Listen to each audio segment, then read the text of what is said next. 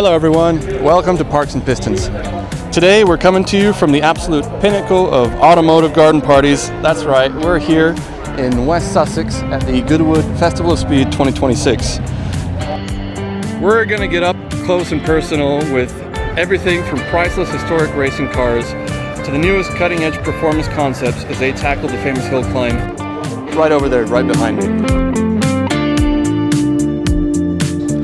We're starting off at McLaren. They had an awesome stand, and at the center of it was the historic and very elegant M6 GT. It was the first McLaren road car, and this was a one-off remanufacture piece that happened by chance. Carried out by the meticulous detail of the MSO department, they found the original molds used to make Bruce's car and invited some of the people involved from Combrook nearly 60 years ago. The M6 GT represents the genesis of McLaren road cars and created a blueprint for everything that came after it. Next, we're looking at the new 788HS, serving as the final version and the pinnacle of the 720S, the car that defined an era for the brand. This edition is 73 kilograms lighter and has an additional 67 horsepower, but more downforce for better cornering and more agile handling. I especially like the new exhaust system. It has 4 tailpipes and an integrated sound symposer, giving it a deeper and more harmonious roar. With the letters HS standing for High Sport, it utilizes a heavily reworked version of the twin turbocharged M840T, cranking out 788 horsepower, 2.8 seconds 0 to 60, and a 205 mile/hour top speed. Limited to just 200 units worldwide, all of them have been sold out. Moving on to the Cartier lawn, hosting a wide array of classic sports and supercars. Here's the Ferrari 250 GT Spider, also known as the California Spider, one of the most iconic and valuable cars in the world. Here's the BMW 503 Cabriolet, originally owned by John Surtees. And here is the Koenigsegg 1994 CC prototype. This is the car that launched Christian von Koenigsegg's dream to create a world-class Swedish supercar. This served as a rolling development platform combining early carbon fiber construction with a 4.2-liter V8 and a manual gearbox to prove the concept before production began. We saw a whole flock of Miuras, stunning cars even today. This one was a Miura S, which is exceptionally rare. Interestingly, one of them turned out to be owned by Sir Rod Stewart, this one here in white. This is the 1936 Mercedes 500K Speciale Roadster. This is only one of 12 coupes ever produced. This is an Art Deco masterpiece with a supercharged 5-liter straight-8 engine and a sweeping long-tail body. This particular example is owned by Germany's Auriga collection and has won Salon Privé's Best of Show. And this is a 1984 Ferrari 288 GTO. It features a Kevlar body and a twin turbocharged 2.8-liter V8 engine producing 400 horsepower. Singer had a lovely stand this year. I love their exquisite attention to detail. Here we have their first slant nose, and then the beautiful Goat Commission. Look at the wing on the back, it's ginormous.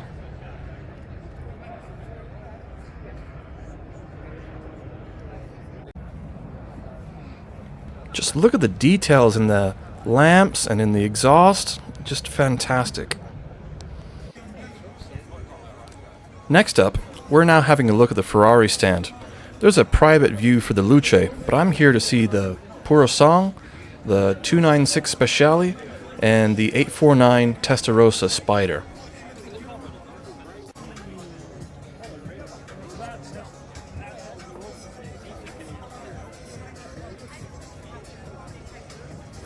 Now, I've been waiting a couple of months to see this in the flesh, and I've seen images of this before, but I wasn't quite sure about it. I have to say, in person, it's truly impressive. The proportions, the detail, and the general vibe of this thing is breathtaking.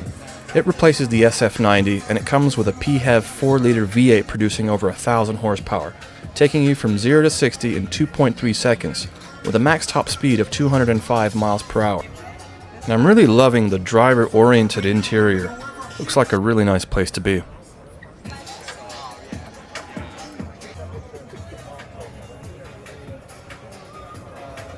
Now we're taking a brief look at the Rolls-Royce stand, a great location for the brand, inside the Goodwood House courtyard. The center stage is given to the Spectre Series 2, with more power and range, as well as some subtle visual updates. And I'm loving these new wheels. If you look closely, that's not a standard diamond turn wheel. According to the representative on the stand, each wheel takes 6 hours of hand finishing. We headed over to the paddocks area to see some vintage racing cars. Here's a stunning Napier Railton with a 24-liter aircraft engine, and we also saw a Barnado Hassan Special, a single-seat 8-liter supercharged Bentley commissioned by Barnado himself to conquer the Brooklands racetrack. Back to the main area, we're crossing the bridge to see more of the manufacturer's stands. First up is the Denza, Yangwang, and BYD stand, and we were greeted by this robot dog.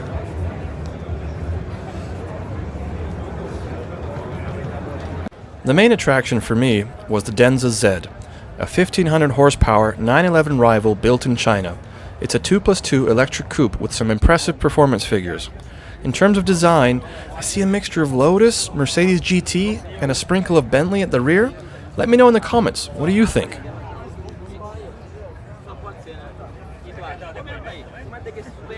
Next, we're looking at the Audi stand. Sadly, the Nuvolari wasn't on the stand when we were there, but later in the day we saw it go around the track.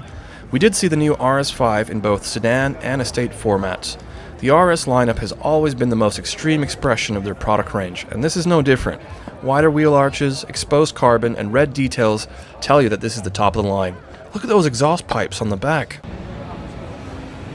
We walked over to the MG stand, and there seemed to be a huge crowd watching a small army of robots dancing to Uptown Funk, but I wanted to see the MG Cyberster.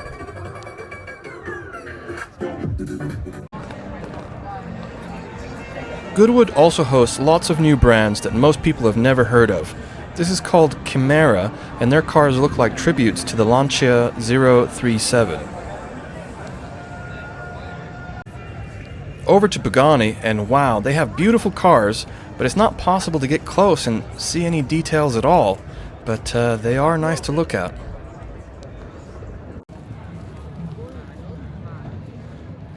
The JLR stand was quite impressive. Each brand had its own cube, and the Dakar Rally stock class winning Defender was front and center. They even kept some of the damage on the back and the sides from the race, like victory scars earned in battle.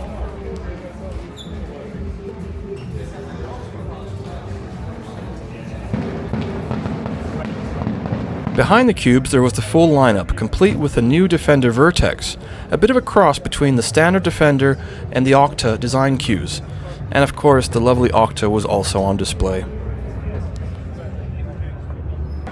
At the Range Rover Cube they had some nice history of the brand on the walls, the Royal Warrant of Appointment seal, and a top-of-the-line model so you can get inside and take a look at it in more detail. Outside they had the full lineup from SV to Sport to Velar and even the Evoque.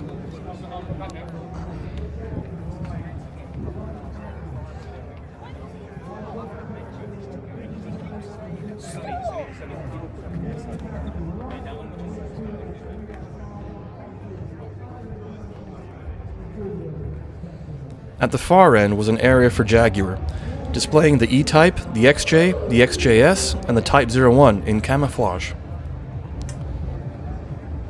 On the Bentley stand, the main attraction was the 2026 Bentley Continental GT Super Sports. It's the rawest, lightest, and most driver-focused model Bentley has produced in 85 years, and it has a grandiose duotone gradient paintwork lengthways down the body. It is the manifestation of Bentley's push to create what CEO Frank Stephen Walliser calls more extreme cars. Less hybrid and electronic assistance, less weight, and more fun to drive. We also spoke to one of the craftswomen working in Crewe, who came up with a lovely duotone stitch method for the steering wheels. I did to come here with. Oh wow! None of these wheels will be going into a steering wheel. Sure. That's gorgeous. But this is what you do day in, day out. This is my job, yeah. Wow. I trim the steering wheel and then sew them all. Amazing. On the Renault stand, I saw the Renault 5 Turbo 3E, the mini supercar. It's electric, it has extreme proportions, and it does 0 to 60 in 3.5 seconds. Something I was looking forward to seeing, the new BMW M3 with the new class styling. I do like how the projector lens is hidden in the front fascia, but the design has been a bit controversial. Whenever BMW comes out with a new model, it gets a lot of criticism. but over time, people look back and see how considered and well designed it was. On another stand, they had the K18 concept motorcycle, which was pretty wild. Now, over to the racing paddocks for the Supercar shootout, and we see the new W1 pulling out of the stand. This is part of what makes Goodwood so special for petrol heads. There are no velvet ropes, you can lean over the barrier, smell the high-octane fuel, feel the heat coming off the exhaust, and speak with world-class racing drivers. Straight away, we see some Singer Porsches, some Ferraris, an F80, and another 849 Testarossa.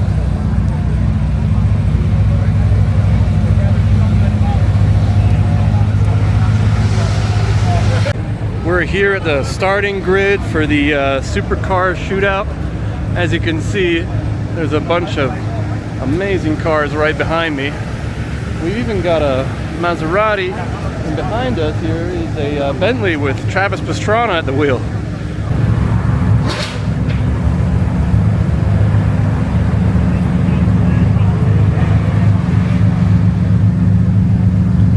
Fun fact, the Festival of Speed was started as kind of a driveway run, founded in 1993 by Charles Gordon Lennox, the 11th Duke of Richmond. He wanted to bring racing back to the historic Goodwood Motor Circuit, but he didn't have the right permits, so he just decided to host a hill climb on his own 1.16-mile driveway instead. He expected a few thousand people to show up, but 25,000 came to watch.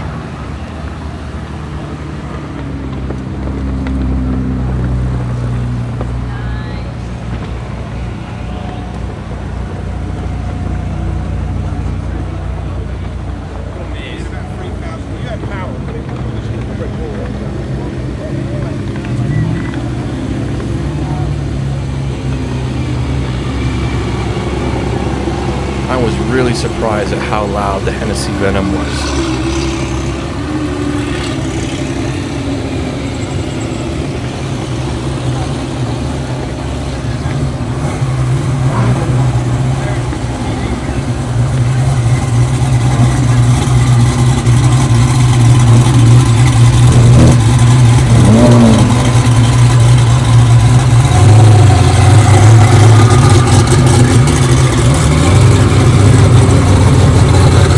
There's a Lamborghini Revuelto, a duotone fade Rolls-Royce Spectre behind that, and this was my first time seeing the Gordon Murray automotive cars. These things are seriously quick.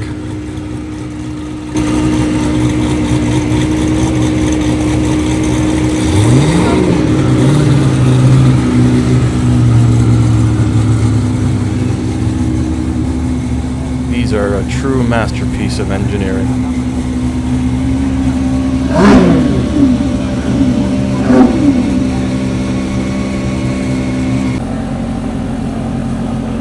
Then there was a Koenigsegg Gemera approaching with his doors open, and I guess he didn't notice he was a bit close to the edge. And that crack was the carbon wing mirror breaking off. Here's a Aston Martin Valkyrie. I didn't know they sounded like that. Followed by a Vantage S, and then a Lego Koenigsegg. It looks like an electric powertrain, but the whole body and interior was made from Lego, except for the seats.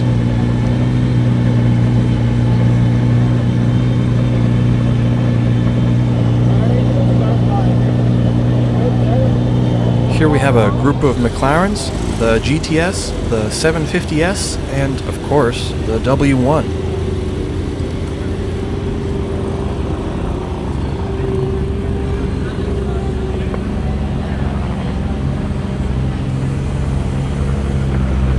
We also saw the Lamborghini Essenza SCV12, kind of a long tail Aventador SVJ that's been heavily modified to be track only.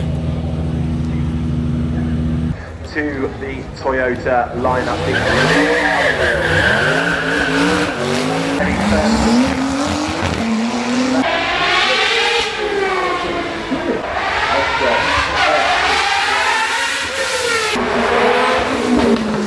This brand, this manufacturer running the McLaren F1, such a variety of aerodynamics on off-track. Adrian Newey.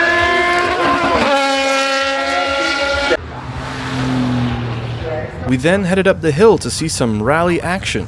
On the main lawn you have the distinguished drives, the pristine hypercars and the elegance of the Cartier area, but up the hill is a completely different experience. Loud engines, dust clouds in your face, and cars spending more time airborne and sideways than they do going straight.